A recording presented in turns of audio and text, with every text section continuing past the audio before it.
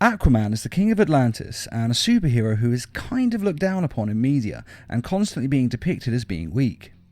Hey, let her go! Or what? Or, I don't know, man, but you're lucky you're not doing that over here, in the ocean. Though the truth is, he's actually an incredibly powerful superhero. He's roughly 8 times stronger than a normal human being, meaning he can easily pick up a car and throw it, or jump over tall buildings in a single bound. He can also breathe underwater and telepathically control sea life. Now, controlling sea life may not seem that impressive, but it depends on the sea life you're controlling. I'll slit his throat and claim the treasures of Atlantis.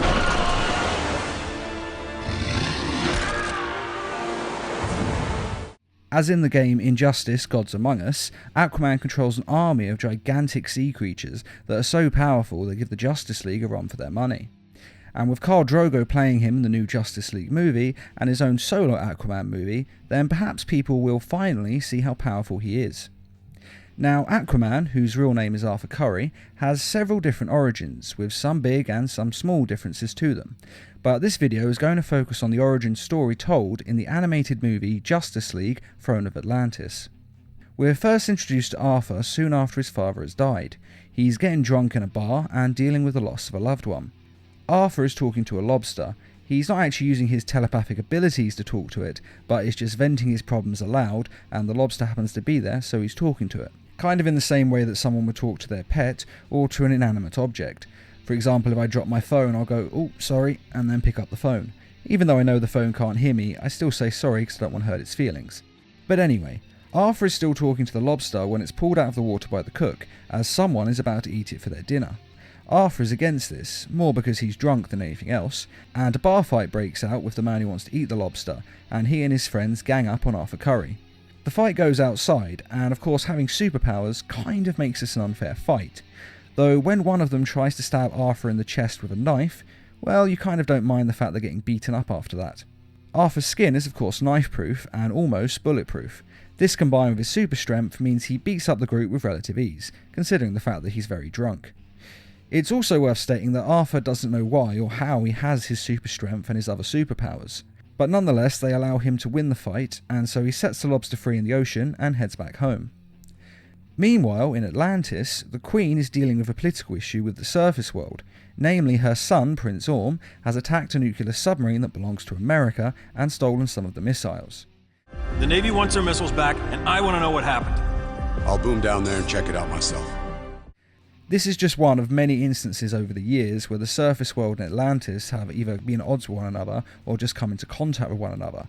And so the Queen decides that the moment has finally come when they need a ruler who knows more of the surface world, and who can forge an alliance between the surface world and Atlantis. Your brother, Arthur, can bridge the peace between Atlantis and the surface. We can flourish together in peace. Allowing Atlantis to come out of the shadows at long last and join the rest of the world. And so to this end, the Queen of Atlantis sends her bodyguard, Mira, to find her son Arthur Curry and bring him to her. However, when Mira arrives at Arthur's home to get him, she finds that a dozen or so troops of the Atlantean army are already there trying to capture him. She informs them to leave as she is under orders from the Queen, but when they refuse and then they attack her, she uses her powerful water controlling abilities to easily defeat them.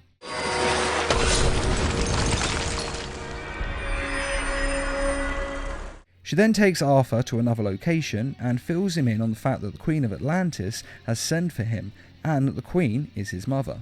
Arthur isn't exactly thrilled by this, since he doesn't really know his mother, and all he thinks of her is that she's a woman who abandoned his father and abandoned him when he was a kid. And of course, she did do this, so it's understandable that he would feel neglected. She left, Arthur, and she's not coming back. It's just you and me now, son. But Mira explains the full story. She explains that he is half human on his father's side and half Atlantean on his mother's side, which is where his abilities and the gills on his neck that allow him to breathe underwater come from. She tells him about Atlantis that's deep in the ocean with a society of people who live underwater. She also tells him that his mother was engaged to the new king of Atlantis as part of a royal arranged marriage, and if the king had known that Arthur existed, he probably would have had him killed, as he was a bastard who could be an heir to the throne and a threat to the king's own blood son taking the throne, Prince Orm. So the Queen's only choice was not to go near her son, or else she'd risk Arthur's existence becoming public knowledge to the other Atlanteans, and if the king had heard about it, he could have died. Mira also suits Arthur up in royal armour, which is where he gets his superhero outfit from. It's not actually a costume, the orange top is actually an Atlantean armour. Think of it like chainmail, but chainmail that's much more advanced and of course can go in the water. Now all of this is a lot for Arthur to take in, and he doesn't even know if he wants the throne of Atlantis. But things are taken out of his hands as he and Mira are attacked by creatures from the trench. They are called trenchers, and they are extremely strong and dangerous undersea creatures. However, Arthur and Mira are joined mid-fight by the Justice League, who have been looking for him as part of their investigation into the attack on the US submarine, and all of them together are able to fight off the creatures. Well, mainly it's Superman who scares them off, but the point being the Justice League, Mira and Arthur got rid of them. Retreat. And some of the Justice League decide to go with Mira and Aquaman to Atlantis, namely Cyborg, Wonder Woman, Superman and Green Lantern. These four go as their powers make it easy for them to go underwater. Meanwhile, in Atlantis, Prince Orm is confronting his mother about the existence of a bastard son, which he views as a betrayal to his father, and he's not about to let his throne go and give it to Arthur. At this point, the Queen reveals that she knows Prince Orm has been trying to stage a coup, and so he and Black Manta attack the Queen. Now, she has the power of the Trident of Atlantis, and this power easily enables her to overpower them. But she lacks the viciousness of Prince Orm, who gets up and stabs her in the back, killing her. You may wonder why she was so easily overcome when she's got such a powerful weapon in her hands, and the answer is simply because he is her son. She most likely doesn't expect him to attack her so viciously, and never thought that he would actually try to kill her. Either that, or she's just an incredibly bad warrior. But anyway, Prince Orm takes the Trident, the crown, and the throne of Atlantis, and becomes King Orm. And he tells the public that she was killed by the surface world, and declares this an act of war.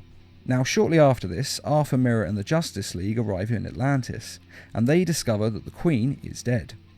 They then go to the royal palace and meet King Orm in his battle armour. You killed her! I did. I ran the sword through her myself. He confesses to killing his mother, and uses the magic of the Trident to defeat the Justice League and place them in stasis cocoons. You may wonder how King Orm was able to overcome Superman, considering how powerful he is, but the Trident of Atlantis is powered by magic, and Superman is vulnerable to magic. The cocoons are then taken to the trench creatures for them to eat, which is where Orm's plan goes wrong. He thinks that they are defeated, as only those of royal blood can control the magic of the Trident, so they won't be able to counter the magic that is keeping them in stasis.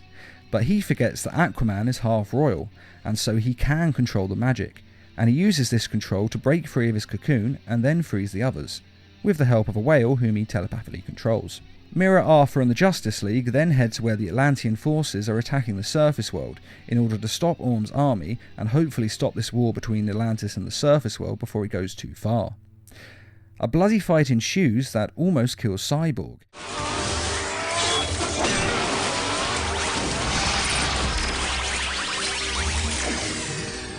Though Batman is able to restart his heart using a taser, and then Cyborg stops the fighting.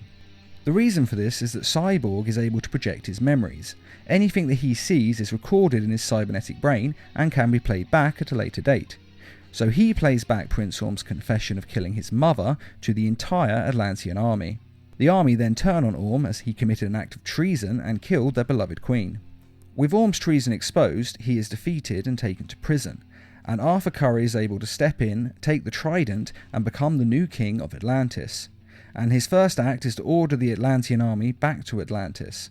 Later on, the Justice League are invited to Atlantis for Arthur's official coronation. After this, the League talk and decide that they need to act more like a team and meet up more regularly and add new members. And with that in mind, they ask Arthur if he'd like to join the team, and he eagerly accepts.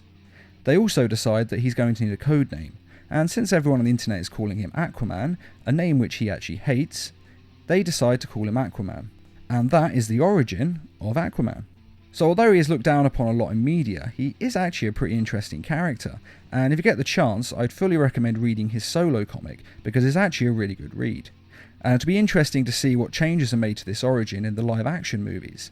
But what do you think of this origin? And what changes would you like them to make in the live action movies? Be sure to let us know in the comments, and I'd just like to say a quick thank you to those who made this video possible by donating to the Needlemouse Productions page on Patreon.